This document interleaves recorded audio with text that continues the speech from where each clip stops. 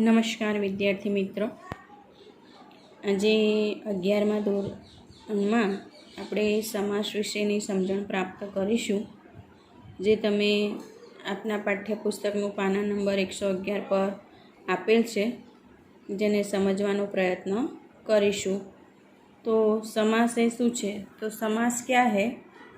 दो या दो से अधिक शब्द, जैसे कि राधा कृष्ण, दो या दो से अधिक शब्दों के मेल को हम समास कहते हैं।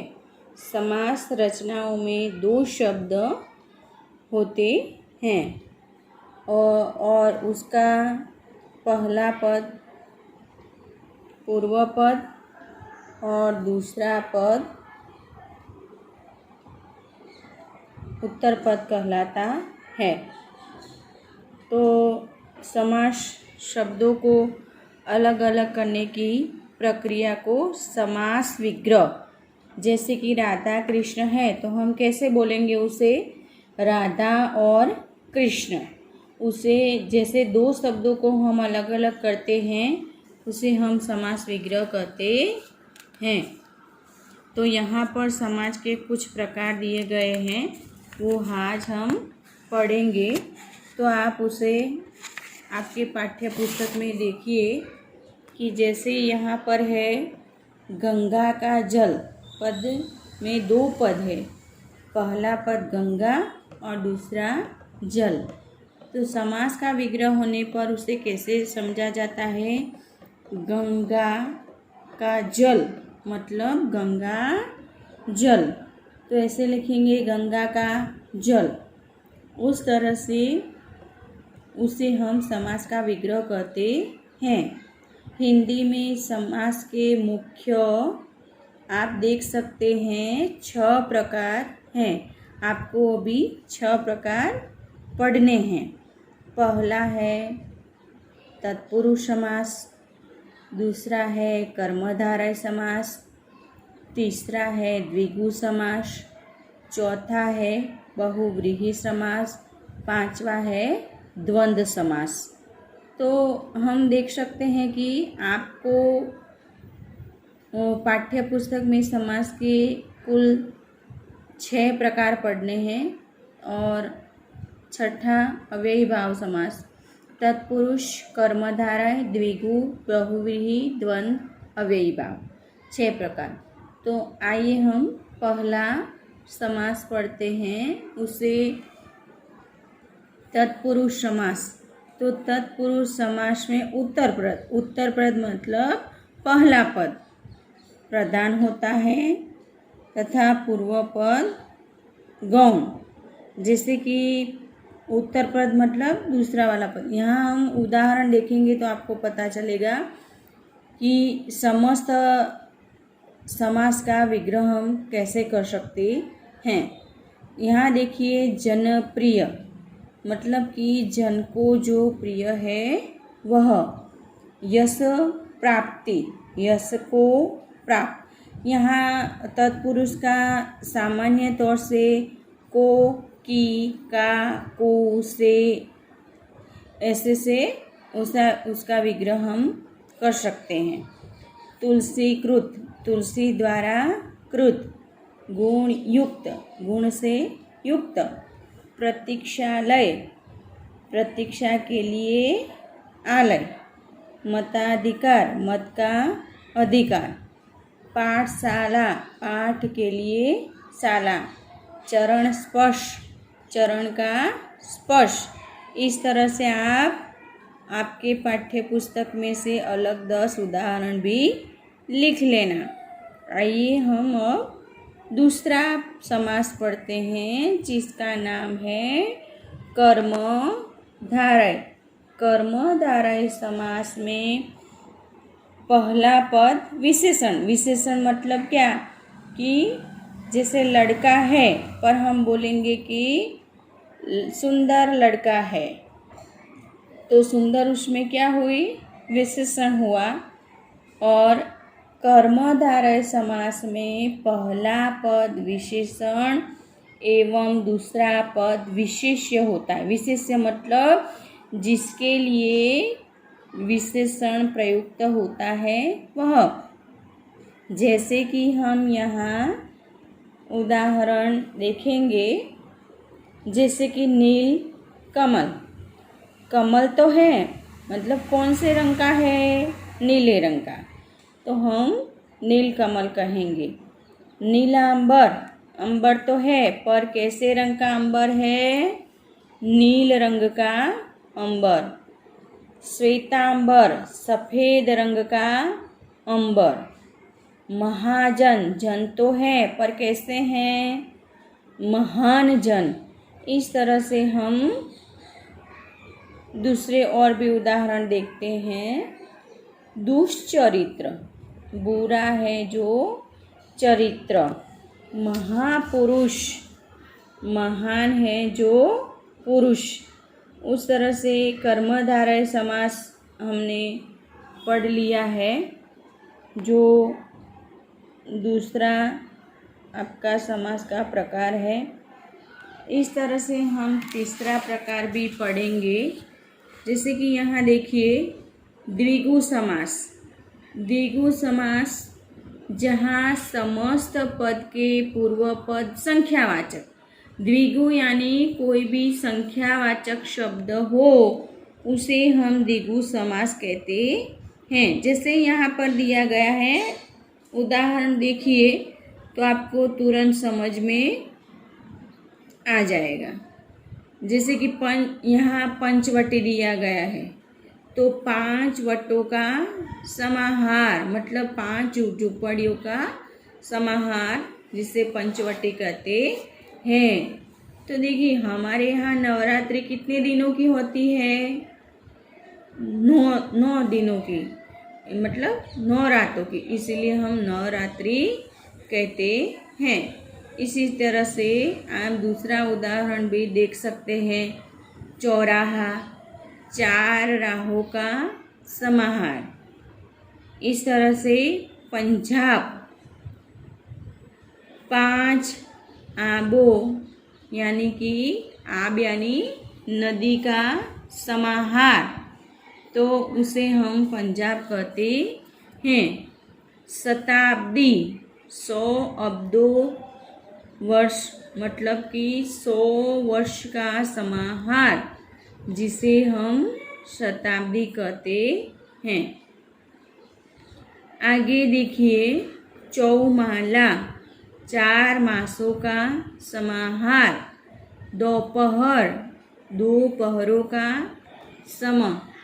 इस तरह से हम नवरात्रि, फिर दशाब्दी, इस तरह से हम और उदाहरण भी लिख लेंगे। आपको इसके अलावा 10-10 उदाहरण और लिखने हैं, जिससे आपके पाठ्य पुस्तक में दिए गए हैं, आपको ढूंढकर लिखना है, जिसके आपके समास अच्छी तरह से समझ में आ जाए। अब हम देखेंगे बहुव्रीहि समास, जिसका पहला पद और दूसरा पद मिलाकर किसी तीसरे पद की ओर संकेत करते हैं, वहाँ बहुव्रीहि समास होता है। जैसे यहाँ देखिए नीलकंठ हमने आगे भी पढ़ा है, तो यहाँ नीलकंठ मतलब नीले कंठ वाला, जिसका कंठ नीला है वह। पर कौन है वह? तो अर्थात शिव। यहाँ नील और कंठ में से कोई पद प्रधान या गौण नहीं है। मतलब नील भी अपनी जगह सही है, कंठ भी अपनी जगह सही है, लेकिन नील रंग के कंठ वाला जो दूसरे शब्द का हमें बोध कराता है, इसीलिए उसे हम बहुव्रीहि समास कहते हैं। यहाँ कोई पद प्रधान नहीं या कोई पद गौण नहीं है। तो इस तरह से, बल्कि ये दोनों पद मिलकर तीसरे पद, मतलब कि शिव के लिए प्रयुक्त हो रहा है। अब आगे देखिए समास पद का विग्रह कैसे होता है। यहाँ पर दिया गया उदाहरण देखिए, यहाँ है गजानन। तो गज जैसे आनंद मतलब मुख वाला कौन है? गणेश। उसी तरह से देखिए एक दांत है जिसका वह कौन है? गणेश। इस तरह से देखिए त्रिनेत्र, 3 नेत्रों वाला, पूरे संसार में 3 नेत्रों वाला कौन है? तो वह है शिव। 3 नेत्र, इसमें देखिए शब्द में शिव का कहीं भी उल्लेख नहीं है, लेकिन 3 नेत्रों वाले, 3 पहला पद, नेत्रों वाला दूसरा पद, तीसरा पद का संकेत शिव। यहाँ देखिए वीणा पाणी, जिसकी पाणी में वीणा हो, कौन है वह? सरस्वती। निशाचर, निशा में विचरण करने वाला, पर कौन है वह? राक्षस। देखिए यहाँ निशाचर मतलब वहाँ कोई राक्षस नाम छुपा नहीं है, लेकिन उसका विग्रह करने से हमें पता चलता है कि निशा में विचरण करने वाला कौन है? जो रात में घूमता है उसे क्या कहते हैं? निशाचर यानी राक्षस। यहाँ देखिए दशानन, 10 वत्ता आनंद, 10 मुखों वाला कौन है? रावण। उसी तरह से आज हम आपका 5वां समास पढ़ेंगे, द्वंद्व समास। द्वंद्व यानी एक दूसरे को जोड़ने वाला, जिस समस्त पद में दोनों पद समान हो, मतलब पहला पद भी अपनी जगह सही है, दूसरा पद भी अपनी जगह सही है, वहाँ द्वंद्व समास बनता है। तो देखिए यहाँ समास का विग्रह कैसे करेंगे हम? अन्न जल, अन्न और जल, अथवा तो अन्न तथा जल, तो हमें अन्न की भी आवश्यकता है एवं जल की भी आवश्यकता है।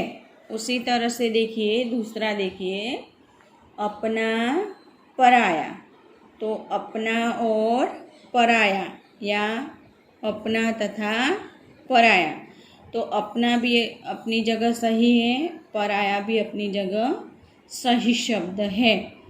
तो आप पूर्ण रूप से याद रखिए कि द्वंद्व समास का विग्रह करने से और या शब्द जुड़ता है, उसको अलग करने से। यहाँ देखिए अमीर गरीब, तो अमीर गरीब, अमीर या गरीब, अमीर और गरीब। इस तरह से आटा दाल, तो आटा और दाल। हाँ, इस तरह से आप कहीं और शब्द जैसे कि राधा कृष्ण, राधा और कृष्ण, और कौन सा उदाहरण बोलेंगे? सही, सीता राम। इस तरह से देखिए आशा निराशा, आशा और निराशा, अथवा तो उसे हम इस तरह से भी लिख सकते हैं, आशा तथा निराशा। इस तरह से देखिए दूसरा शब्द भी देखिए आप, नर नारी, नर और नारी, यानी कि नर या नारी, या तो नारी या नर। और शब्द देखिए आप,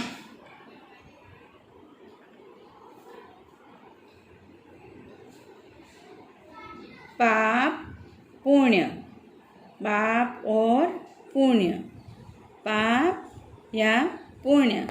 इस तरह से हम और शब्द भी लिखेंगे, जैसे कि आपको पाठ्य पुस्तक में से 10 शब्द और लिखने हैं। ध्यान रखना सब समास के अलग अलग किताब में दिए गए शब्द के अलावा और आपको 10 शब्द लिखने हैं जो आप व्याकरण विभाग में लिखेंगे। और यहाँ देखिए आपका छठा समास है अव्ययी भाव समास, जिसका पहला पद अव्यय हो या दोनों पद मिलकर अव्यय की तरह व्यवहार करते हो, उसे हम अव्ययी भाव समास कहते हैं। मतलब पहला पद अवयव मतलब दूसरे पद का वह भाग है, अथवा तो या दोनों पद मिलकर अव्यय की तरह व्यवहार करते हो। जैसे कि यहाँ देखिए, आप उदाहरण देखेंगे तो आपको समझ में आएगा। प्रतिदिन, तो प्रत्येक दिन यानी हर एक दिन। ध्यान में रखिए विद्यार्थी मित्रों, को समझ में आना जरूरी है। जिसका पहला पद अव्यय हो मतलब विभाग हो या दोनों पद मिलकर अव्यय की तरह व्यवहार करते हो, उसे हम अव्ययी भाव समास कहते हैं। दूसरा उदाहरण देखिए तो आपको पता चलेगा कि यहाँ पर देखिए आजीवन मतलब कि जीवन भर। उसी तरह से दूसरा उदाहरण देखिए आप, यहाँ पर दिया गया है कि मरण तक बे खटके मतलब बिना खटके के, गाँव आप ध्यान रखना, शहर गाँव देश गाँव मतलब प्रत्येक गाँव, हर एक गाँव की बात हो रही है। यहाँ देखिए यथाशक्ति, शक्ति के अनुसार, यथा विधि के अनुसार। तो विद्यार्थी मित्र देखिए, आप समझेंगे तो तुरंत समझ में समास का विग्रह कैसे करते हैं कि पहला पद और दूसरा पद आपको अलग करना है। कई बार ऐसा होता है कि इम्तिहान के दौरान आपको समास का विग्रह करना भी पूछा जाता है, समास के प्रकार भी लिखने होते हैं।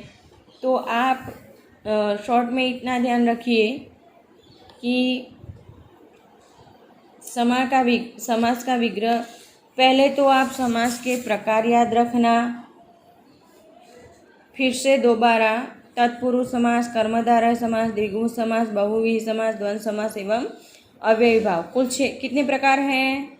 6 प्रकार के आपको व्याख्या, पद एवं उसके उदाहरण ध्यान में रखना।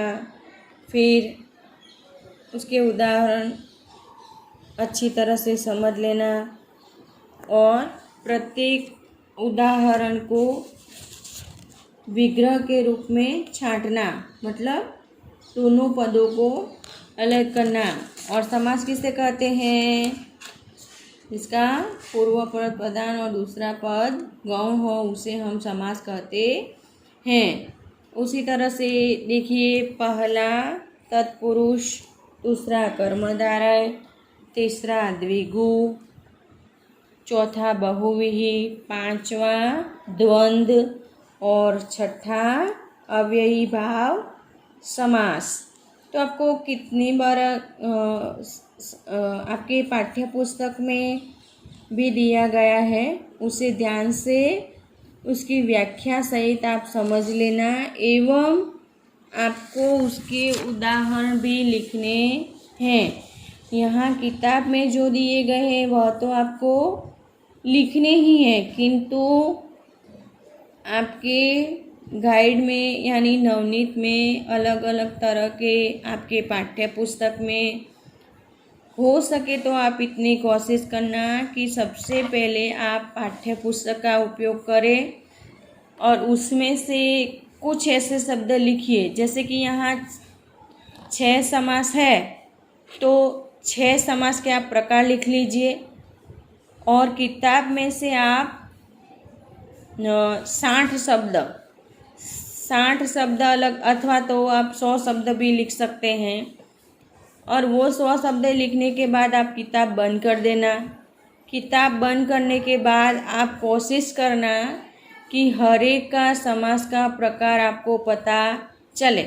अगर एक बात गलत होता है तो होने दीजिए, लेकिन आप किताब बंद करके जितनी प्रैक्टिस करेंगे, उसको समझने की कोशिश करेंगे, आपको उतना ही जल्दी से प्रकार समझ में आ जाएगा।